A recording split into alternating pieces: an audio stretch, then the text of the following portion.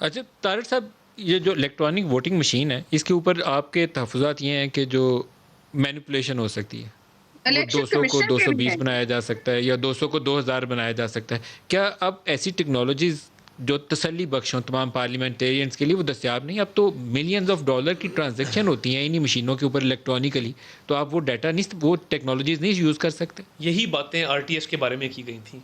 Result transmission system एक बन रहा है, इलेक्ट्रॉनिक सिस्टम सर था 2 ना। दफ़ा बैठा है, 13 में भी बैठा, 18 में भी। उस वक़्त रिज़ल्ट कई मैनेजमेंट अरब सिस्टम कहते लगे, थे, कई जी, अरब। 2013 में। जी। 18 में उसे रिज़ल्ट ट्रांसमिशन सिस्टम बोलते थे, दोनों दफ़ा बैठ गया। प्रॉब्लम ये है कि दुनिया में जो ज़्यादा ममालिक जो हमारी पार्लियामेंट्री डेमोक्रेसी के करीब हैं, उन्होंने ईवीएम्स ख़त्म कर दिए हैं, केस स्टडीज़ मौजूद हैं। मैनिपुलेशन भी है, कॉस्ट इम्प्लीकेशंस हैं।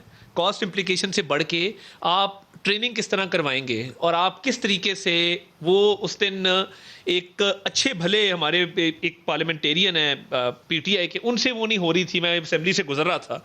तो बात ये है, आपने मैनिपुलेशन को दुनिया में, आपका इलेक्शन हुआ अमेरिका का, एल गोर और बुश का आखिरी फ्लोरिडा में जाके क्या मामला हुआ, वो यही मामला था।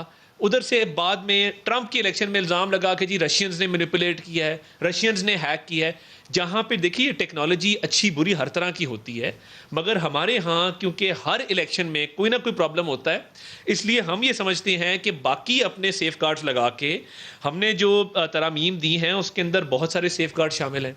देखिए फॉर्म 45 आपने बेसिकली ट्रांसमिट करना है ना, एंड ऑफ द डे आपने काउंटर फॉइल्स मैच करनी है इशूड बैलेट पेपर्स के साथ। ये बड़ा सिंपल काम है, अगर इसको ठीक तरीके से कर दिया जाए इलेक्ट्रॉनिक वोटिंग के लिए, वी आर ना नॉट रेडी। 13 में हुआ है, ना 18 में हुआ है। अगर वो तमाम पॉलिटिकल पार्टीज बैठ जाए इस पे हो सकता है। एतजाज़ साहब कहते थे थैलों से बिल्लियाँ निकली हैं, तो वो एक्चुअली होता यही है, थैलों से कुछ और ही निकला था बाद में।